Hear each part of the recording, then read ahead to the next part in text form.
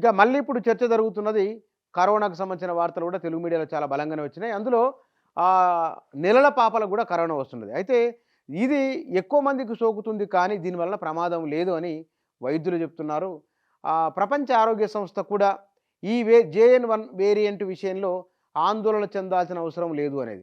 బహుశా చలికాలం రావడం, కరోనా అనగానే జలుబు, దగ్గు ఇవి దాని లక్షణాలుగా మనం 3 సంవత్సరాలుగా మన అనుభవంలో ఉన్నది కాబట్టి సహజంగానే జలుబు, దగ్గు రాగానే కరోనా అని భయం కూడా అవుతూ ఉంటుంది. అదే చలికాలం ఉన్నది, చలికి తోడు ఇది రావడం వల్ల కొంత భయము, ఆందోళన కనబడుతుంది. అందుకే కొమరంభీం ఆసిఫాబాద్ జిల్లాలో అత్యల్పంగా 6 డిగ్రీల నమోదైంది.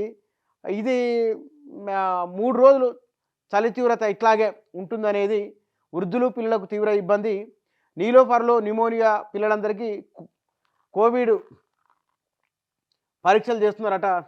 రాష్ట్రంలో పెరుగుతున్న కరోనా కేసులు 9 మందికి నిర్ధారణ అయింది. వారంలో 27 మందికి పాజిటివ్. మెజారిటీ కేసులు హైదరాబాద్లోనే కరోనా కేసులు నమోదవుతున్నాయి. అయితే ఈ నమోదవుతున్న కేసుల విషయంలో అంత గాబరపడి ఆందోళన చెందాల్సింది ఏమీ లేదు.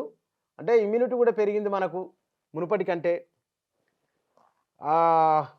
ప్రభుత్వము దీనిపైన చర్యలు కూడా తీసుకుంటుంది కాబట్టి 2 నెలల పసిపాక కరోనా, 14 నెలల చిన్నారి కూడా పాజిటివ్. రాష్ట్ర వ్యాప్తంగా ఒకరోజే 11 కేసులు.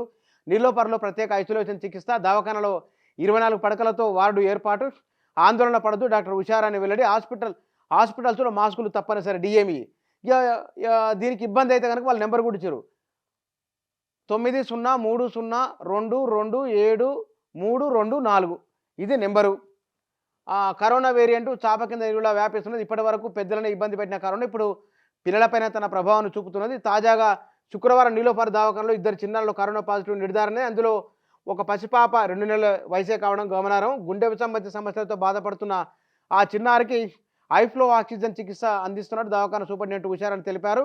మరో కేసులో నాంపల్లిలోని ఆగాపురకు చెందిన 14 చిన్నారికి తీవ్రమైన జ్వరం, శ్వాసంబంధ సమస్యలతో బాధపడుతూ 3 రోజుల క్రితం దవాఖానలో చేరిందని, వెంటిలేటర్పై చికిత్స అందించి పరీక్షలు నిర్వహించగా కరోనా నిర్ధారణ అయిందని వివరించారు.